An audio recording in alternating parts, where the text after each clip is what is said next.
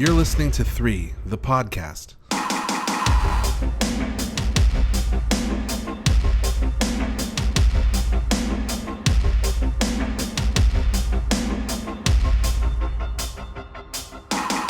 Hello and welcome to 3, a podcast where 3 filmmakers get together to discuss movies. Join us as we dive in to figure out how these movies work and what they can teach us about the art of filmmaking. Whether you are a filmmaker yourself or you just love to nerd out on the art of cinema, we invite you to take this journey with us. This is a film discussion by filmmakers. And this week on 3, the podcast, we are watching Good Time, directed by Benny and Josh Safdie, or the Safdie brothers, written by Ronald Bronstein and Josh Safdie, and starring Robert Pattinson, Benny Safdie, Jennifer Jason Leigh. Make sure that you watch the film first before jumping into the discussion because there will be spoilers. So let's get into it. So you guys both are going to maybe be working, which is awesome. Because in a time such as this, to have work as a filmmaker is actually crazy. It's awesome. The freelance world, I'm like trying to get my feet wet in the US, and I just got off one TV show and now kind of figuring out what do I want to sink my teeth into longer term in the film world. You know what I mean? Not just the opportunities that come by, but actually try to figure that out. So I think I'm taking some steps towards getting some experience that I want to kind of continue That's with. sweet. So.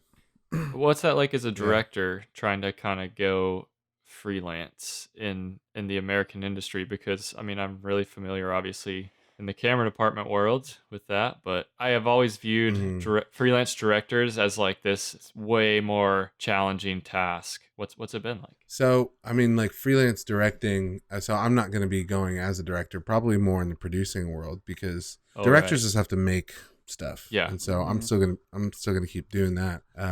But as far as like a job right now, kind of in this new economy with, you know, coronavirus just being like a major thing, like now realizing, all right, well, it's time I have to get something headed towards the future. So it's definitely been awkward because I think the Australian industry and the American industry are so different. Even like the titles and the names of things are just slightly different. So when I talk to someone about jobs that I've done, they kind of look at me a little funny, like, oh, that's not what I'd call that. You know, like They call it a postie. Right.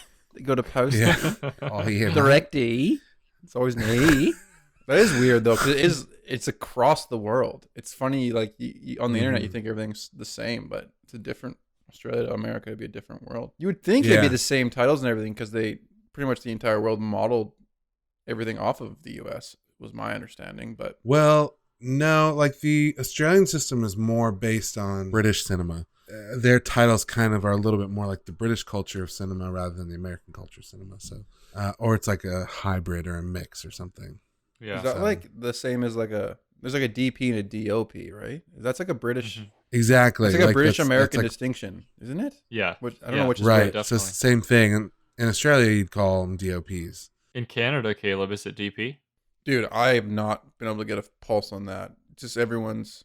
I think most commonly it's like a DP. And then people referring to themselves usually are a bit more modest and they say cinematographer, which is kind of interesting. Which to me, it's almost like I never know what to call myself because it all feels fake weird when you're labeling yourself. Right. Oh, yeah. So, I totally understand. Yeah. So even like I was on a Zoom meeting this morning for a documentary and then like, introduce yourself. I'm going to be shooting. I'm like, oh, I'm the cinematographer. Like so much hesitation in my voice because I just feel like I'm full of shit. If you say DP, people don't know what you are.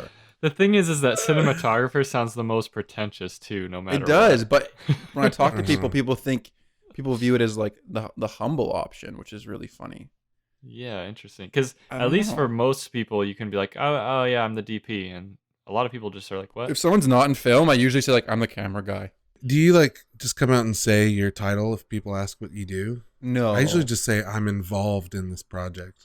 Like in this context where we're in a meeting, like we were interviewing a potential subject, and they want to know what everyone's connection is to it. That was one thing. But yeah, if I'm like at a dinner party or something, I'm not like, yeah, I'm a cinematographer. At the cinematographer's. I'm just imagining you at a dinner party. It's way just more like ding, ding, ding, ding. Yeah. May I have your attention, everyone? I am a cinematographer. No, I would say I do video. Because video is like less intimidating. If I'm doing like a feature film, I'll say I'm a filmmaker. or something like that. But if I'm doing like Mhm. commercials, I don't want to say film. I want to say like video for some reason. Oh yeah. No, that's probably a good general word to use for it. I find myself responding like to what do I do for work?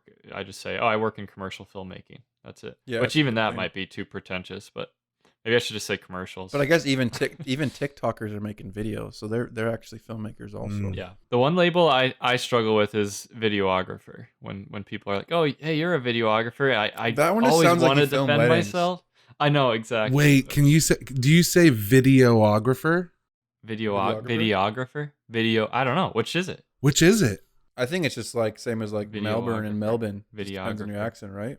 Yeah, So there's yeah, like videographer. Videography is events. yeah. Yeah. But anyways, I think we're having a good time. Oh yeah, we're having a great time. Have you guys been learning anything this past week? I've had some insights Oh, recently into our yes. craft. Nothing crazy, just there's this cozy little new podcast out there that I learned about, hosted by Roger Deakins. He started a podcast with his wife, which tells me that there's a lot of filmmakers out there who are just like, during this time of coronavirus, they're just like, hey, let's just start a podcast and talk about what we used to do. So they just released like a few episodes, and I guess no secret, Roger Deakins shares like everything, all of his knowledge, which is He awesome. Like he has, pioneered that like posture of sharing. I feel like he was the first huge name to offer his wisdom to anyone really. yeah, he has his website that is like a giant forum that you could just go and get lost in. He answers questions on there. Anybody has. He'll share lighting diagrams, talk about certain shots in movies. It's pretty good. It's awesome. Anyways, one of the episodes was about practical lighting. For those who don't know, practical is basically any light source that's kind of seen in the frame in a shot in a movie. Traditionally, it's more lamps or maybe street lights or headlights, but I feel like nowadays it's become it could be anything. I mean, I feel like there's I feel like everything is practical light, which will tie Mhm. perfectly into this movie we're about to talk about. definitely, but it made me start thinking probably way too deeply about practicals because then and I mentioned it before on this podcast. I listened to this Matty Libatique live stream, and he was talking about how on Birds of Prey, the movie he was shooting, they had a department called the fixtures department, and they kind of gave some insight on what that is. So traditionally, whenever there was a practical in the shot, it kind of landed somewhere in some like gray area between art department and grip and electric department or the Right. lighting department, right? I guess maybe the Mhm. art department would provide the lamp and Grip and Electric would provide the bulb and the dimmer for it or something. And I feel like just with technology and LED lighting and how now we're making movies with just so much color and so much, maybe so much practicals in shots, there's now this new department called the fixtures department that kind of takes up that middle ground. Really? That's super interesting. So it sounds like this super intensive department, maybe like a group of a few people, three to five maybe, I don't know, but probably somewhere around there that just are tasked with making all the light fixtures for these big budget films. And So would it be more aesthetically driven or is it more technical driven? That's really weird. I think Like it's it's a weird both. Yeah, right. He was cool. speaking to it specifically for Birds of Prey and saying that sometimes these guys had to make like 1,000 of these fixtures of these certain types of fixtures, and they had like, in pre-production they'd kind of walk into their stage and be like, hey, what are you guys working on? And they're like, oh, I just got to make like 500 of these. you know Cool. so What's it called? The practical unit? What's the new unit you talked about? they called it the fixtures The department. fixtures So department. maybe That's that will crazy. inspire someone listening. Maybe there's a film student out there who's like, man, what do I want to do with my life in film? And I they're want to do just like, oh, fixtures. Well, you there know what, is it fixtures would be an department might interesting for me. thing. Like I like aesthetics Yeah. and I like the technical whatever. I like CRI values and I like aesthetics. Like it sounded like they gave one example where like the art department would bring like a little lamp that's supposed to be on the wall that they made, but they just made everything but the light part of it, and they just like gave it to the fixtures department. It was like, hey, we just need a little lamp behind this, and so they had to come up with a way to fit this little LED light in between the fixture and the wall and figure all Make that it- out on their end. Make it work for the world. Yeah, Hmm. and maybe make it like dimmable and maybe RGB so they have that control or whatever. Very cool. Yeah, I'm just interested in those little changes that kind of happen in our industry as technology changes. Yeah, I want to give that podcast a listen. What's it called? Team Deacons.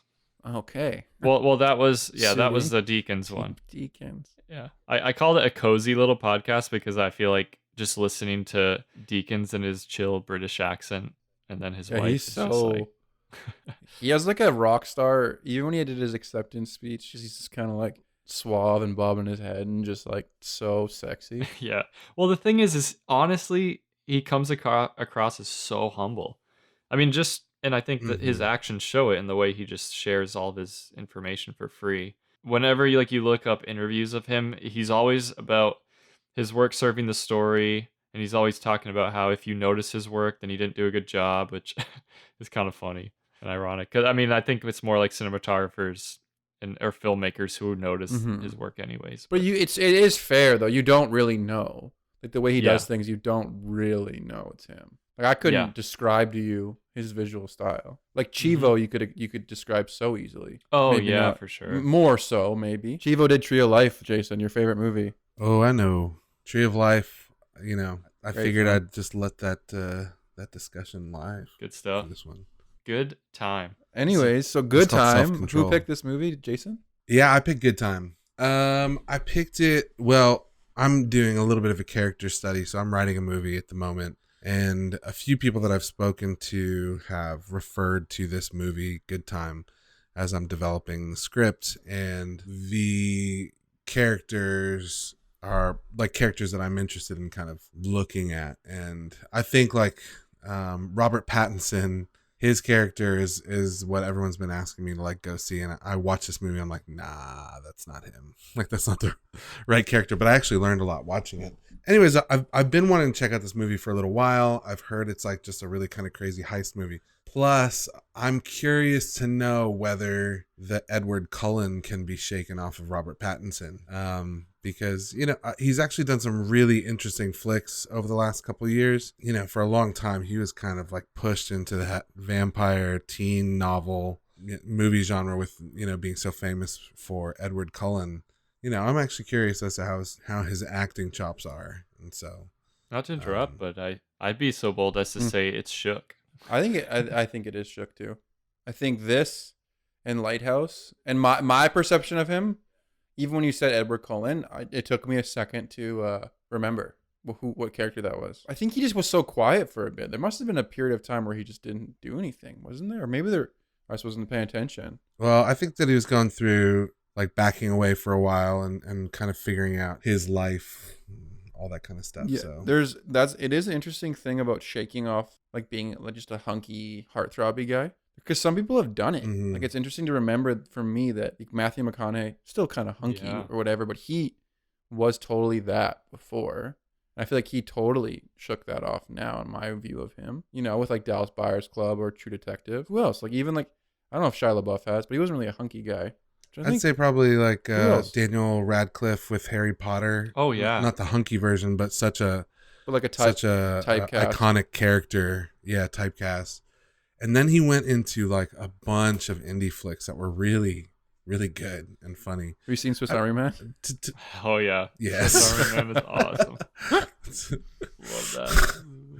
The most ridiculous movie. So insane. People that I never expected to love that movie just rave about it. And it just cracks me up, the people that are into it. We'll have to discuss that one sometime. It'd be fun. That would be. But yeah, so that's why I chose the movie and wanted to take a look at, like, obviously Robert Pattinson's performance. And I've heard a lot of good things about the Safdie brothers and wanted to kind of jump into their world. So that's why I chose the movie. But it is I'll give you a brief synopsis really quick. So it's after a botched bank robbery lands his brother in prison, Connie Nikas embarks on a twisted odyssey through New York City's underworld to get his brother Nick out of jail. Yeah. First impressions. Will, do you want to go first, William? Okay, my first impressions I knew I liked it, but I knew there was a lot to unpack to it. And so I know one of the things that stuck out to me the strongest was that whole opening sequence. I feel like movies try to do this sometimes. They try to have this opening sequence to start with to kind of set the theme of the movie, but it doesn't always work. And I feel like it worked so well for this movie that it might have been one of my favorite parts about it. Which part? Sorry, you're talking about the opening conversation or the opening robbery? From that first drone shot through the opening conversation, through the robbery, until you see Robert Pattinson's name come up for the first time. I feel like once the credits came up, they were kind of saying, okay, that was like your little taste of what you're about to go through. Now Mm-hmm. let's get into this. And man, I just loved it. It was awesome. As I unpacked it into today, because I watched it last night, I fell in love with it. Like the more I thought about it, the better it became. I do have a weakness for strong like brother relationships in movies because of what I went through with like my brother personally. There's another movie called Warrior. It's probably so unfair to even bring that up in this conversation for this movie, but that movie, I will bawl when I watch that movie. And I was like getting just like the emotion that I get from that movie in good time. Mm-hmm. Man, it really just kind of hit that heartstring there that I have Mm-hmm. with my brother. Mm. And yeah, because of that, I honestly will give it a 5 out of 5 Wow. stars. Oh wow. My impressions were I watched it in theaters when it came out. What was it? 20? When did it come out? 2018. Yeah, I love the good. Did you have a good time? That was definitely when we walked out with some friends. The joke for sure. It was like, was that a good time or what? Which is hilarious. They called it that. I remember it being like it shook me, especially in the theater when I watched it. It was a roller coaster, or not even a roller coaster because it didn't go up and down. It was just a free fall till the end. And that's kind of what they're good at. These boys, I think, these brothers. My wife stressed her out so much. Even today, I was watching it on the computer on like my big monitor, and then she was doing work on the couch behind me. And I turned around with my headphones on. I could see her like shaking her head, and she's like, "Oh, I hate this movie so much." Like it just she didn't hate the movie, but it's just too sad. It's just like too heavy, which it was. It was a really really sad. I don't know. It's a really interesting movie, but I love the way it's shot. I love a lot of things about it. I give it a 4.5 out of 5. Yep, especially upon a Nice. second watch, I think it holds up very well. That's cool. I think for me, this movie kind of stressed me out quite a bit watching it. And I really enjoy when movies have the ability to do that to you, like really kind of put you in an uncomfortable position and keep you there because that means that the storytelling's actually working. And so I really like that. I thought that Robert Pattinson's performance was incredible, and I think agree with you. I love the first scene. Probably not even the bank robbery scene though. I think the very first scene with the social worker or psychologist or whoever he was, that scene was way longer than I was comfortable with. Like I was kind of like, you are burning real estate here. But it did just set so much up, and it's like I could get that this character had some mental issues within the first couple of seconds. I'm like, why are they staying on this for so long? What else are we learning about this character? I thought it was brilliant in hindsight. Like it just felt really strong when Robert Pattinson finally broke into the room and said, what are you doing? You know, what are you doing? You're making my brother cry. Let's go. Let's get out of here. You know, this like ain't like protector. Now, I don't think that he actually did that job of protecting, but that was his intent as his brother, as his guide, as his, you know, confidant. And I think that it set the stage for what the rest of the movie was going to be about. So I really enjoyed this very uncomfortable movie. And I felt like I could not relax watching it. So really, really good for me. So I'm going to give this movie a 4.5 out of 5. I think this is the same numbers we gave to Cold War. Exactly. Or maybe it's very similar. We're in agreement again, boys. That's crazy. Yeah, I guess it is crazy. You know, I'm wondering, I'm wondering if we should add an element to our discussion and rating system, because I actually think that Letterboxd does a really good job for reviewing movies. Like you can choose the movie, you can give it a 5-star, 5 out of 5 stars or 1 out of 5 stars. But there's also a section or a button that you can press that if you liked it or not, you know? So I think that there's kind of a bit of a scale. There's like a dislike, and like respected. Yeah.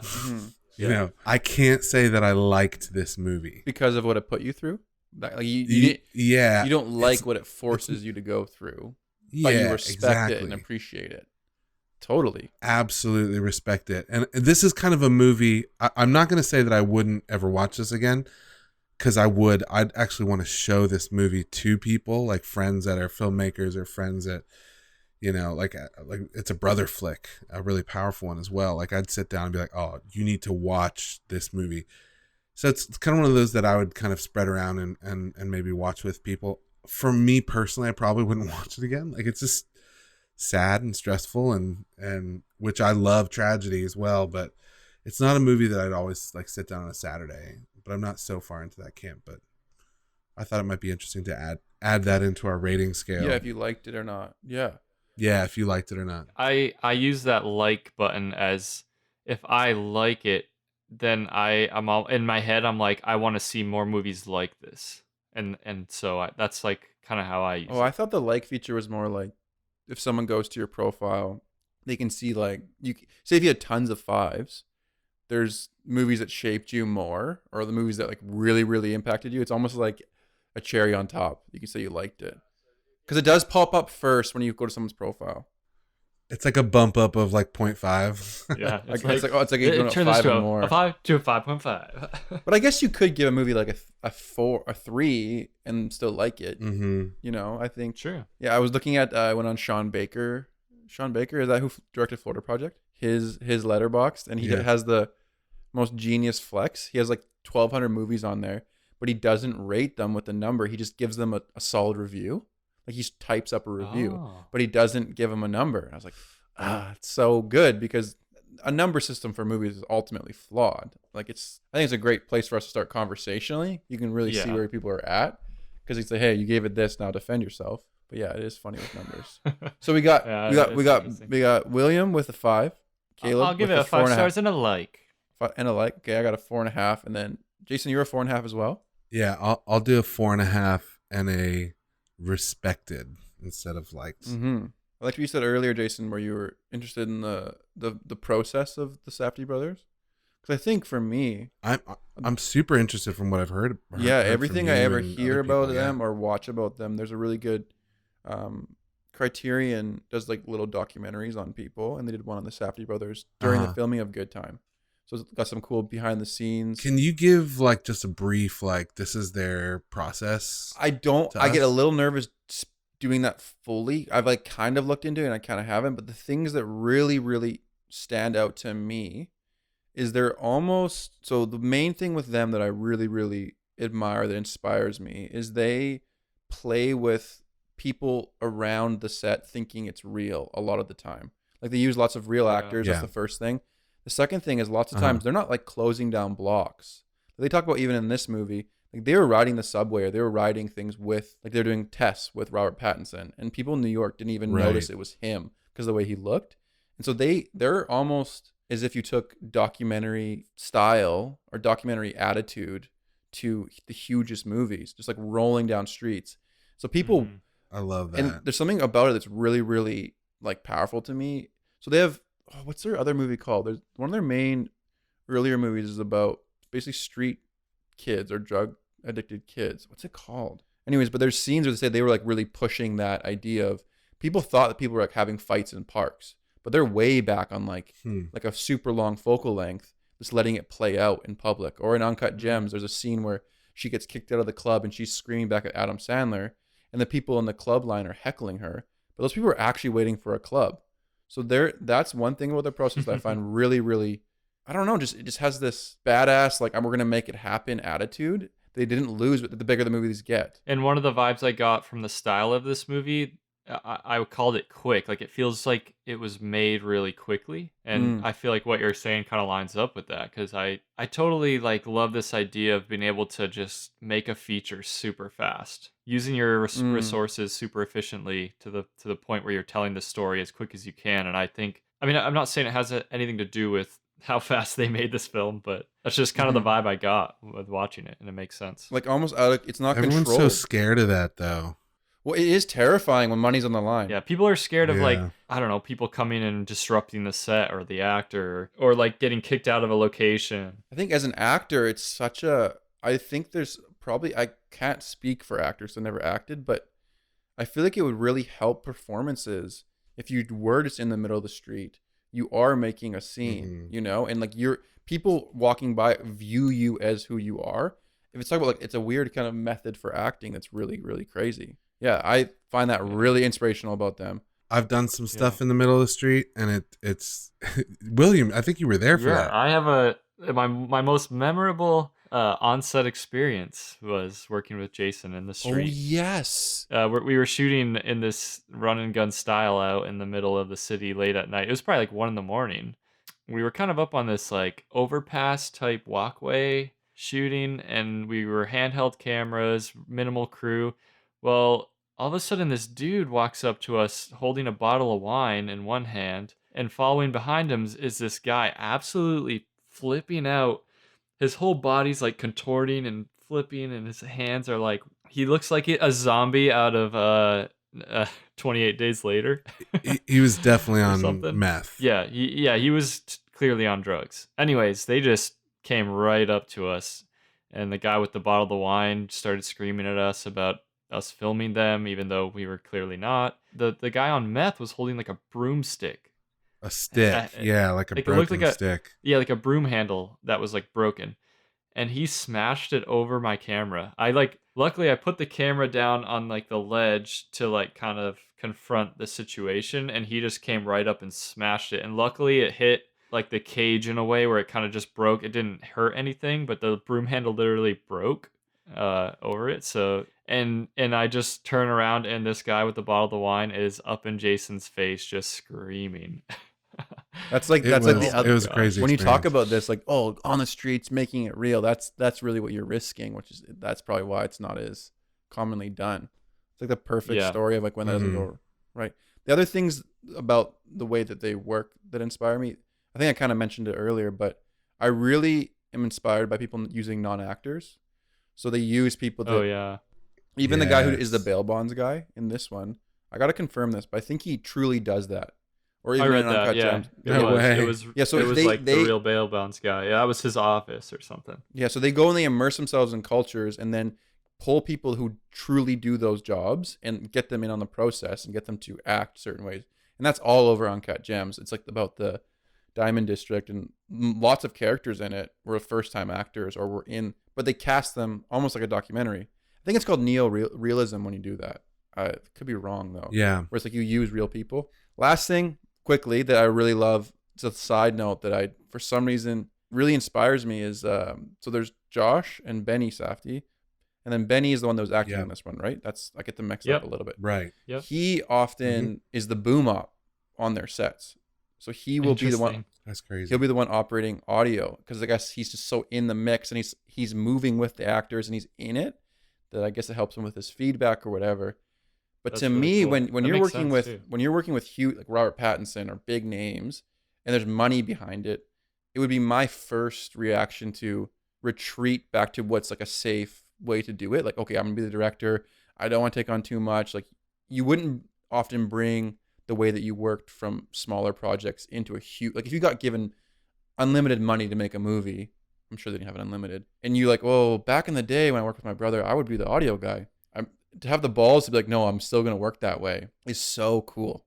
I just think it's so Yeah. it's so filmmaker. It's so like Yeah. it's so like why we do this. It's just because Mhm. all the bullshit and the titles are really, really helpful and you need them.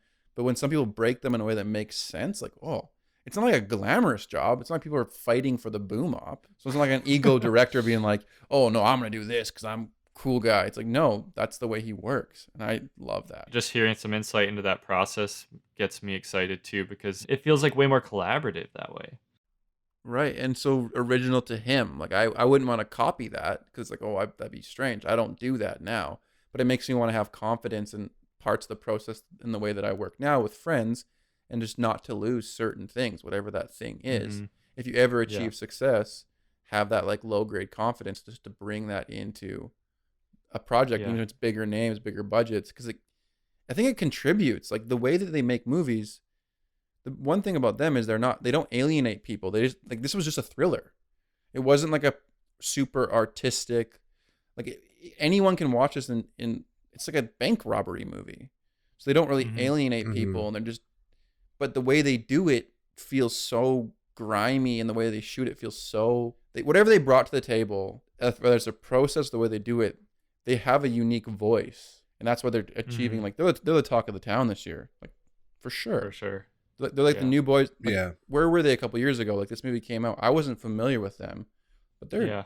people. It helps that A24 kind of became the thing For too. sure, for sure. Which they're just playing their cards right, honestly. I mean, you look at like their website and their merch store, and they're just doing it Hmm. right. But yeah, they've done this from the get go. Like they have a short film called Black Balloon, and it's very much you see the start of their style 10 years ago, and it's just so it's really cool, really really encouraging.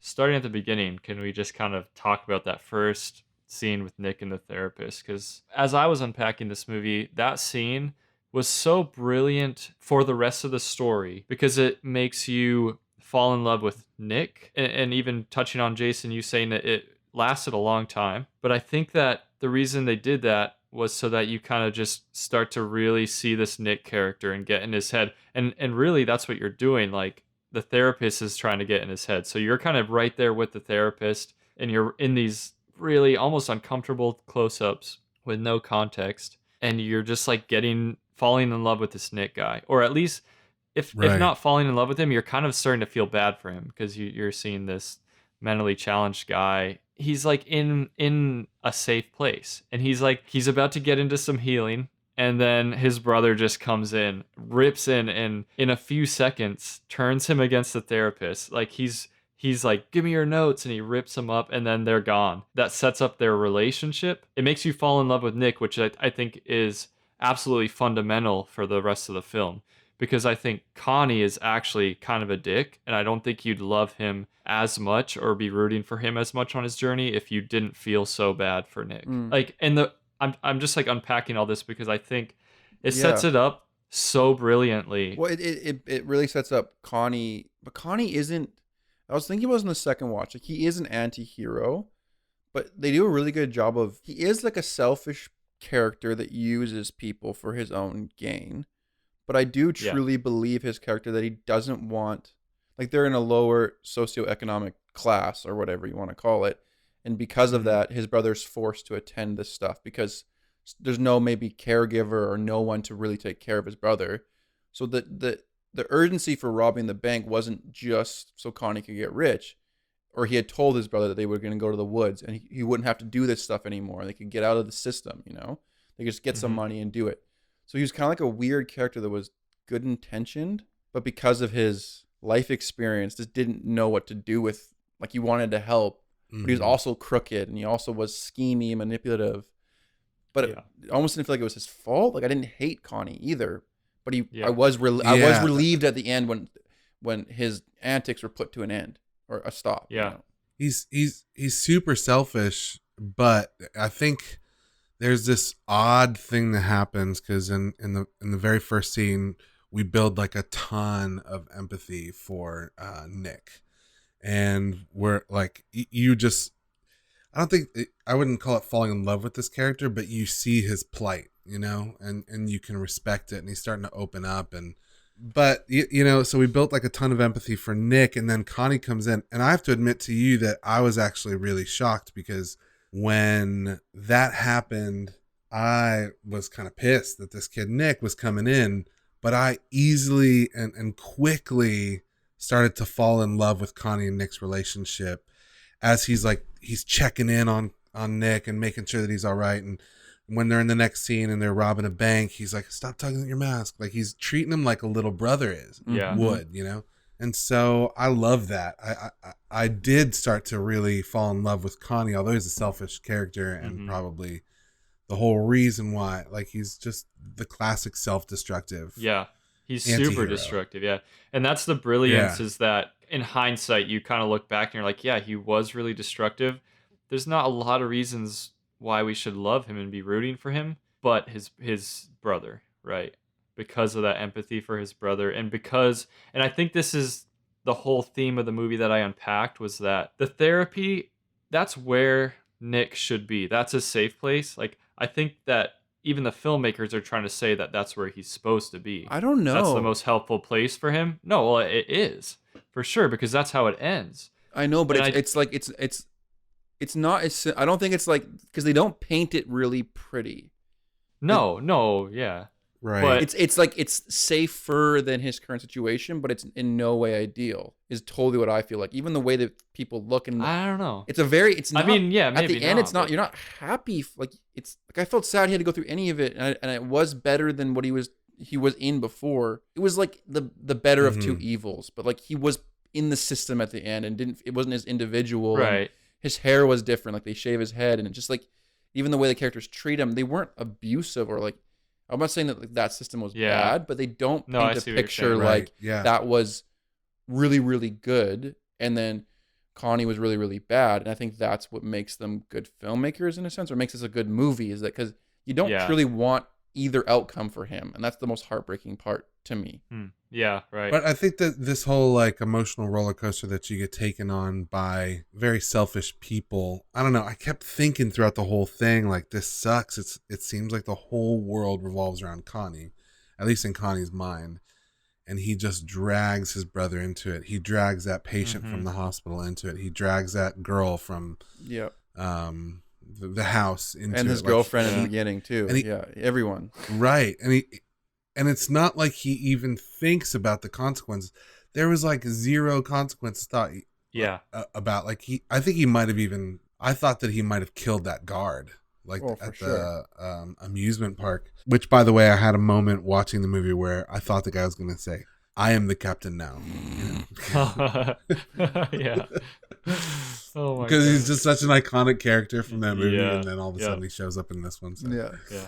But yeah, you just get kind of caught into Connie's web, and sometimes I'm like, this guy is not intentionally trying to do this. Like, I feel like I'm trying to explain away Connie's character. Like, he's not intentionally trying to ruin everyone's life, but there are scenes where he full on like just says a phrase that he knows is going to get that girl to stay with him. He does something that Yeah. He knew exactly what to say absolutely all the time, save right? his own Well, because I ass. think he was trained. I mean, they're just like, it's when I watch it the second time, it's like survival. You know, he never lived thinking about consequences. He never lived very calculated.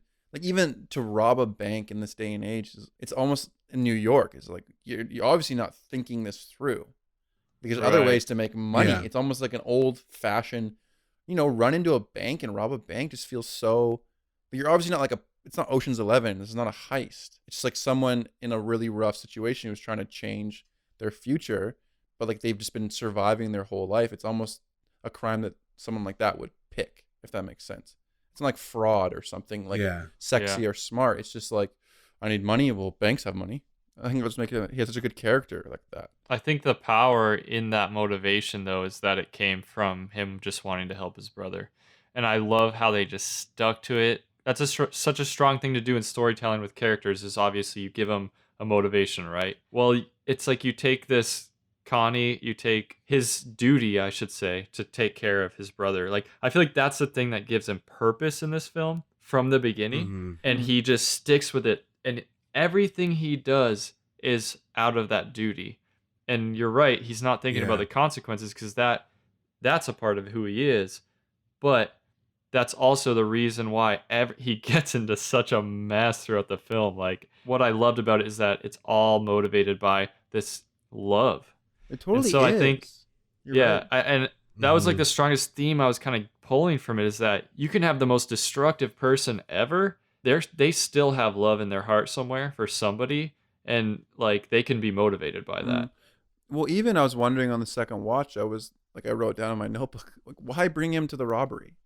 And as we talk about this more, is he just wanted his little brother or his brother to be included in what he was doing almost. Like, it's really like, why bring your brother along? yeah. That's almost like, if you just want the the Definitely. monetary win, leave him at home, go rob the bank, and then come back. But there was something about him bringing his brother along and encouraging him in it, and then at the end being like, "Oh, you were so amazing back there," that it's almost like he didn't. Yeah, he just wanted to invite his brother into whatever he was up to, and that's such a powerful. Yeah, it's so beautiful. Yeah. It's like, no matter how destructive Connie is, at the end of the day, he's a brother. Like, that's shaping him as like strongly as any of the other things from his past, which Mhm. we don't even see, which is another thing I just love.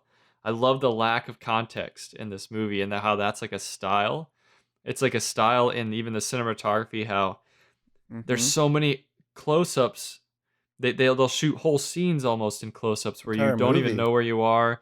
You don't know the context Mm-hmm. behind because that's the way of the story too. Like, and this is something that kind of a revelation I had because so many stories rely on the main character having one singular like deep issue maybe from their past, and then they go on this journey, and the movie kind of is like centered around that, right? Like they go on this journey to try to, deal with that issue, become a better person, whatever. This one, it didn't tell you anything, and you had to kind of piece it together through their actions. So especially with Connie, and he's like such a complex character, but the whole movie I found myself just being like, whoa, like why is he the way he is?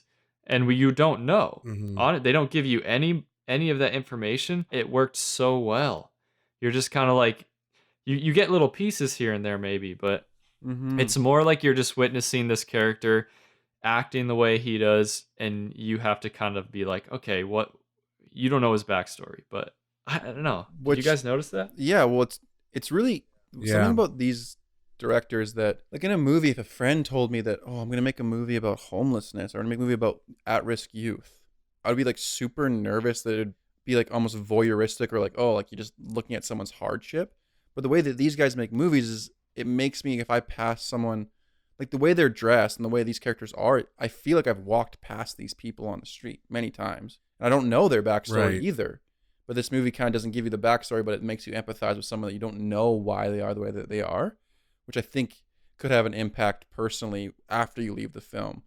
Beyond like, so it's Yeah. not just like, oh, that was a depressing, intense ride. I think the way they make movies, or this movie in particular, like I think you could leave with a newfound sense of empathy for people in a different, not class, but a different, like given different life experience than you have. Like street kids or just like people that are just trying Yeah. to survive. Which is a beautiful like theme to pull out of it, right? Like it's like don't judge people for how they appear, who they are, maybe even how they act, because there's something good inside of everybody, right? Yeah. I wonder if they do it really well, like the brothers tell the brother story really well and make people like fall in love with these two characters just because of their dynamic as brothers. They do Yeah. allude to that in interviews Um, lots. Like lots of other characters are inspired by family members or their dad.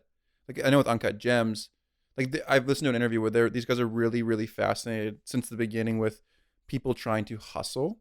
So they think that it's really interesting for characters when a character is trying to sell someone or get themselves out of a situation or trying to hustle their way through life, that it really shows a human side to people. I think that's really cool because I think their growing up wasn't fully functional, and I think their dad was kind of a character like that, like a hustler in a sense. So you can kind of see it, yeah. characters in situations where they're trying to hustle their way to get what they want, So that's that was him at every turn. The entire movie was, how do I hustle my way to get this money, change my life, and get what I want with my brother, and then just get out of this mess. Yeah. So I don't know. It's interesting.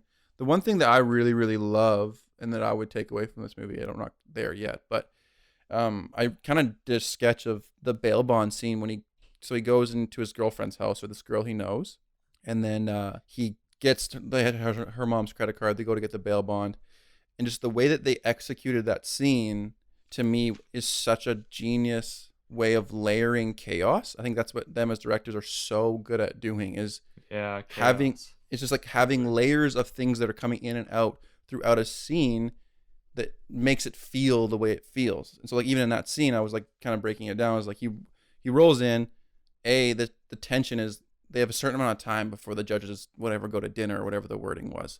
So he's late. Yeah. And then it's like, okay, it's gonna be this much money. And then his girlfriend's like, it's 10 grand. You told me it was 2 grand. And he's both responding to the bail bond guy saying, hey, can you get in with the judges? And to her, because he's kind of doing this scheming two people. And then he's realizing that his brother's in the hospital, which is like would be hard to go through. At the exact same time, the card is declined. And then the other guy is going through and saying, okay, well, we got 10 minutes to make this happen. Like, what's going on? And then she calls her mom and she's screaming at her mom while the character is just coming to terms with what is happening. And to me, that scene is so uncomfortable. It's just like calculated, perfect chaos is like how I would describe the way these guys make films. and that it's Jennifer Jason Leigh. Oh, I'm kind of like she's still in awe incredible. of. Oh my Well, how god. did they get her in this movie? What is she from? She's done like a ton of stuff, but like she was in A Hateful Yeah, her Eight, performance in Hateful Dolores Eight is so Claiborne. good. Oh, my yeah. God. She was Oscar nominated for that role. Oh, was she? I didn't even know. I don't think she deserved- won, but I'm Yeah. pretty sure she was nominated for The Ah. Hateful Eight. But like Yeah. Hateful Eight, that's like late in her career. I mean, she's been in movies since like the 90s. She's a familiar face for sure. Yeah, but she did such a good job in this role, like creating that, I don't know, creating that craziness and chaos.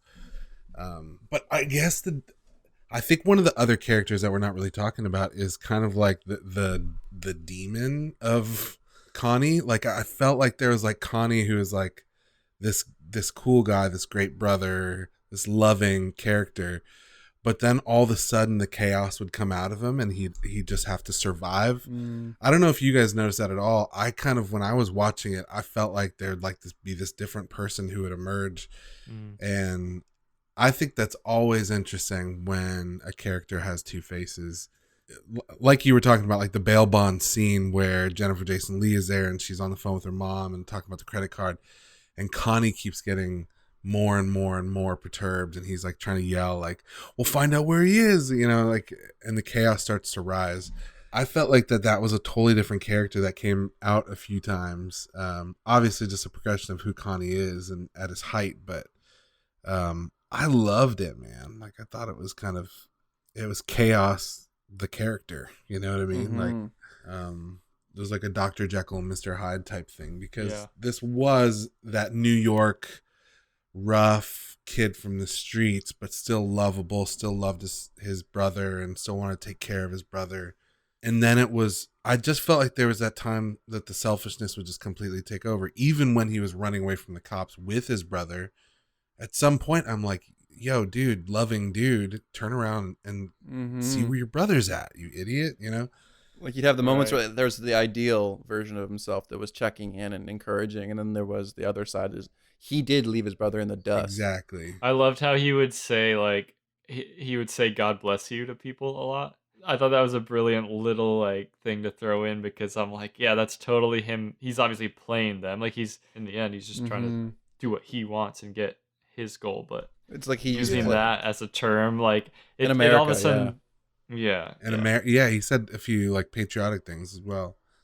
Yeah, the way it was shot is super, super genius too. You're alluding to that. Yeah, no, it's encouraging too as a filmmaker, being like, we talked about it a little bit in Mother, but a very similar.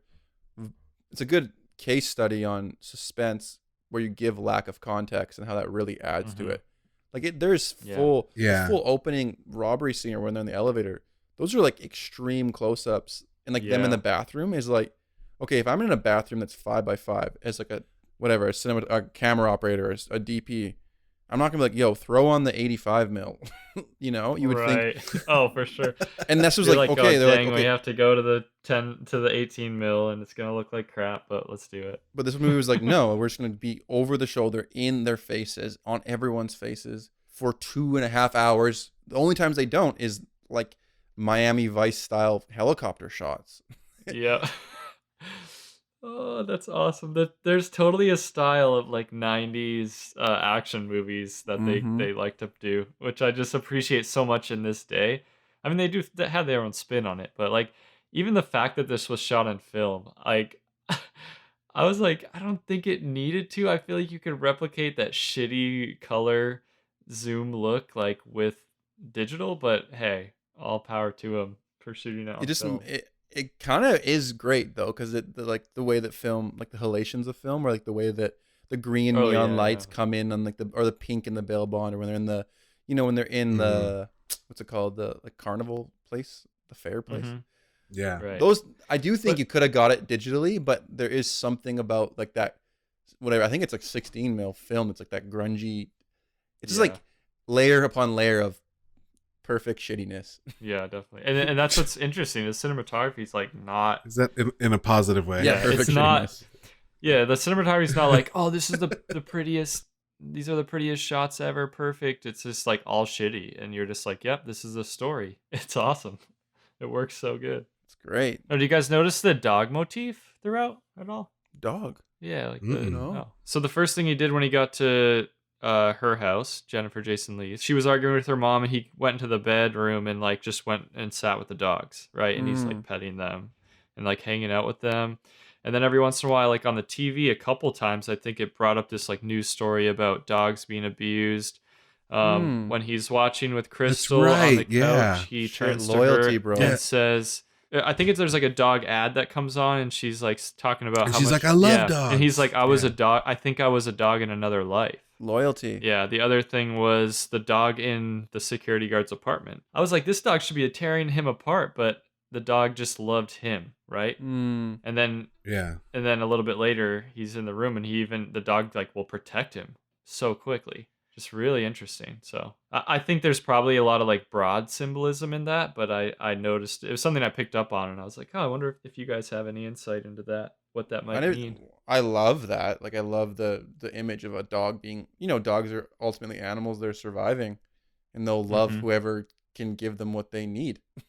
That's like the thing. The Yeah. loyalty of dogs is they're loyal, but I feel like with a dog, you could take the dog to someone's house, and after a certain amount of time, if they feed them, give them what they need, they'll become loyal to that person too. Which is Right. really, there's like dogs are out there Yeah. surviving. Oh, I like Yeah. that. It's funny that you guys talk about this dog thing. You know, a dog scene was cut from the movie. Yeah, I heard about that too, which No. makes This is sense. a very controversial thing. I just looked it up because I was like, Safdie brothers and dog, because I want to see if Of there's course. anything that's out there. Oh my gosh, they got in so much trouble for this. Apparently, that Robert Pattinson's Connie character has to give a dog a hand job in the movie, and it was cut because it was far too obscene. For anyone. Wow. Yeah, Dude, that'd have been like over the. It was already like enough. Like, don't put me through that too. Yeah. That's a really fine line where it's if you really want to show how raw, like show the truth of the rawness of people's situations and stories in the world, especially in not glamorous lives. I mean, stuff like that, I believe, could happen. But I guess that is people wouldn't like that beyond the movie. But I can see that in the movie being like, okay. But I could see that being a little complex. Yeah, that would. I'm glad they cut it, but maybe it's just because I am one of like the audience that would be a little bit too obscure for. I'd be like, okay, now you're just trying to be edgy. Mhm. They Mhm. probably heard some story about someone having to do that and just wrote it down at some point in their life. Yeah. Well, and they were trying to say something obviously with the dogs, but that might have even made it too on the nose, like, or too obvious. Like I Mhm. like that it was really in the background, right? Like he had Another- a thing with dogs. Yeah. He had this That like, would have like been harder to to pull out some like symbolism out of that. Like that would have kind of threw a loop for me and at like heaping on importance to dogs. Like it would have just oh made yeah, it confusing. they're just to talk loyal, about. right? They're just And loyal. we're Oh, loyal but- to them, right? What about the hand job scene? Right. Oh fuck. Oh, that's funny. You caught me. Oh dang. No, I don't think that's good. in the Criterion documentary, I should send it to you guys, but they kind of it's a behind the scenes crew only at the scene of them in the apartment where he falls out of the building, and they kind of say Mm-hmm. that they're just refilming it. They were shooting that way after principal photography because the original movie they didn't have an ending, so that whole apartment sequence into the end of it they filmed later on because they were kind of figuring out. That makes so much sense. Because Does I was it? watching and it felt weird. It's like, I don't know, when he fell out of the window, it felt like they were trying to accomplish something. And it felt funny when I was watching it. I was like, oh, that's interesting. I think I said that like out loud. But that makes a little bit of sense. Yeah. That's another thing about their process that really inspires me is that I heard with Uncut Gems that they would get coverage of scenes and then they would let the actors play, or they would talk with the actors and maybe rewrite certain scenes and rewrite where the movie was going as they worked. And that's something about the way the guys work that's so inspiring, This is where I'm trying to go with my next film. Mm. And I feel like everyone's like, oh no, we need a massive budget. Oh no, we need like solid dialogue. Oh no, let's do it this way. And I'm like, wait, no, I'm actually trying to go in the opposite direction. I'm trying to get kind of free with the way things are made so that we can kind of write on the fly. And man, it's so many people are terrified of it. And I'm like, for the first time, getting courage to actually try it and can't bring anyone with me. Well, yeah, with you is Maybe I that just need to is call that the Safdie brothers. well, yeah, exactly. I'm sure there's a long list. But for you, is that a reaction to this is your third feature you're about to go into? Is it a reaction to how those ones came out that you're more interested in that, or is it just I guess because you're still as a director trying to figure out what your process is, the way you work. So what's drawing you towards that way of working? Well, I think the thing that's drawing me is the fact that from what I've learned and from what I've observed, I want to try an experiment, like, and it really is an experiment. I don't know if it's going to work or not. It kind of is based off a casting session that we had callbacks for my last film, and we did a lot of improv type stuff. I put actors in scenes and gave them opposing direction. And what came out of that was this beautiful, eloquent, well-performed dialogue.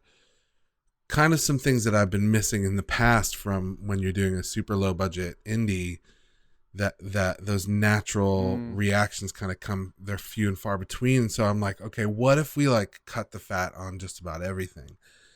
And so I started thinking of like, what are the ways that we can kind of revolutionize the film process, at least for me, and be able to move really quickly and be able to change on the fly.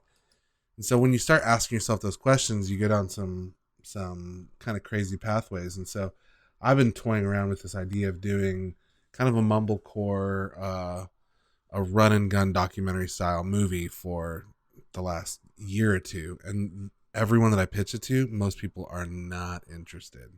Or at least they're like, that's cool. Good for you. Right. Crazy person. You know, and I'm terrified. Like I have to admit to myself, I'm terrified to do it myself, but I think there's something about it that's so inspiring when you've hit a wall with, I think certain people they can walk into nothing and craft something perfect. Like a really good writer can write amazing dialogue, and a really, really good DP can walk into any room and just make it perfect.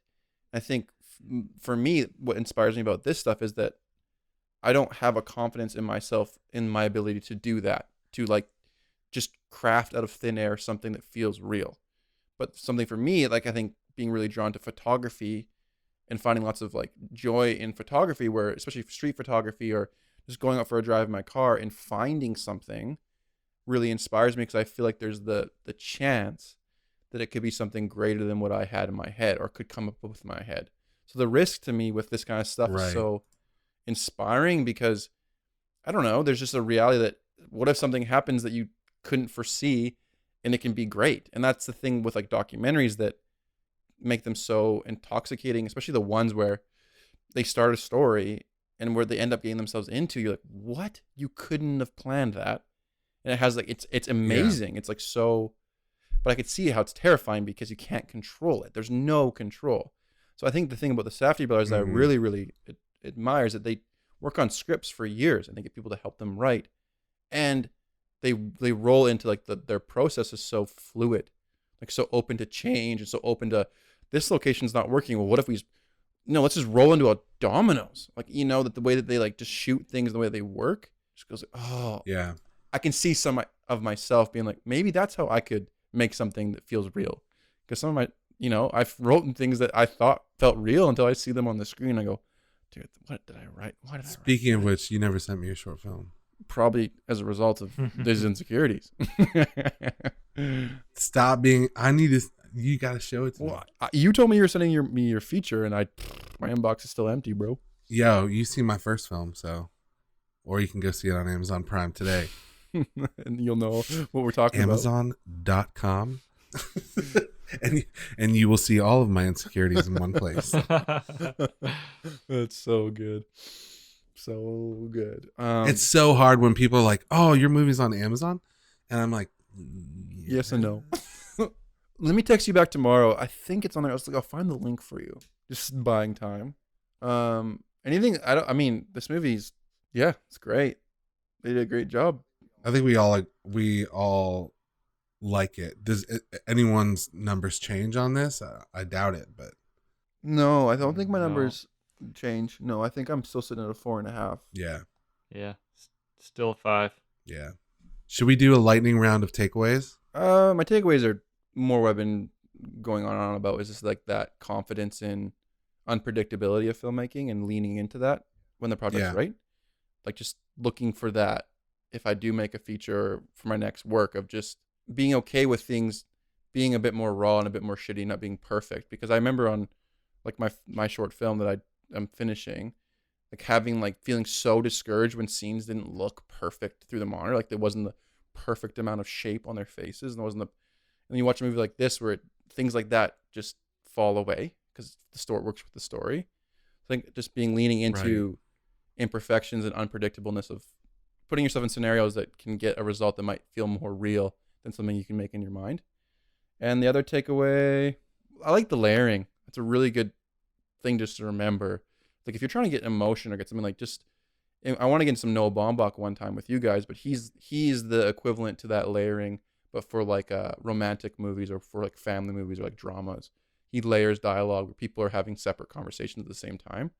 Something I always need to remember when I write because you don't write like that when you're learning to write, you know. But it's so how life is. So Yeah. good. That's cool. What about you, William? I think just you can make a movie and the main character doesn't have to have all this backstory like up front. I just loved. I think that was my favorite aspect of it. I just want to share like the one scene that probably gives like away the most of who Connie is that scene when he's with Buddy like in the apartment and Buddy's trying to kind of open up and have like a real conversation with him, quote unquote, and Connie like just turns him down and is like, no, you turned to alcohol as soon as you got here, and then he goes on to like tell him he serves no function whatsoever. Mm, And I just felt like, oh, okay, that's cool. Like as I was trying to like, kind of get into who Connie is, because he is such a complex character, I felt like that was kind of the key scene that gave the most away about him and how he's like someone who feels like an outsider to society, and he views most of the world as like being almost delusional or chasing after things that don't really matter. And I think that's when I kind of started to mm-hmm. connect to how he feels like he has something real, which I think is his brother, and the bond they share, and the dominating like duty that he has to take care of him, which I just love that. I love that it's like not all set up in the beginning, and it was like kind of fun to go on this journey of like breaking down the movie and kind of discovering that. So yeah, I don't know. I guess my takeaway is that like, yeah, you don't always need all this context to tell a good story, Yeah. right? Yeah, takeaway for Cool. me was probably just gotta kind of like as a filmmaker, just roll with it. Like I felt what Benny and Josh were going for. I don't know. I'm super inspired for just filmmaking in general by watching this. Just gotta go for it and roll into whatever's coming. I don't know. Maybe I'll have more clarity next week, but that's just kind of like what's hitting me now. So that's my Dude, takeaway. you need to watch Florida Oh, Project. I have. I know. But it is like non-actors, improv-y, but in You this. look at like Good Time and the Florida Project and even like Beasts of the Southern Wild and like where they got their crews and like Honey Boy, they got their cast from like local places, or these were real people that worked in these, like the bail bondsman in this movie. It's I'm getting super inspired and excited. Like this is definitely possible, and I want to experiment with this. So it's exciting. Good stuff. What's the movie for next week? The movie is called Swallow, and it's by the director is Carla Marabella Davis. So it looks, yeah, it doesn't look fun, but I don't know. You've seen it before? No, I haven't. I've just seen that DP Kate Arizmendi that's everywhere on Instagram. Oh yeah, She shot yeah. it. So Okay. more through her and her work, I kind of got turned on to it. But then the concept, I'm like, what is this? Are you guys looking it up? Yeah. Yeah, I just looked this up. So and you I'm guys have the just- choice right now. I have another one on my mind too. No, I'm down. I'm down. Because I'm nervous. No, let's watch we're it. not gonna like, we're not gonna like it. It's got 90% on Rotten Tomatoes and 6.3 out of 10 on IMDb. So that means it's gonna be polarizing, which I love. My throat hurts just Dude, looking I don't at even the want to. poster. Yeah, I know. So I'm really curious if the shock of it, Oh. because it definitely has something going on, is needed or necessary or what it is. So that's my recommendation. Cool. Cool. We're doing Amazing. I'm excited about it. Okay, well, we'll see you guys next week. Thanks for joining us on 3 the Podcast. Make sure you subscribe and join us next week for another film discussion hosted by Jason Solari, William Somero, and Caleb Ford.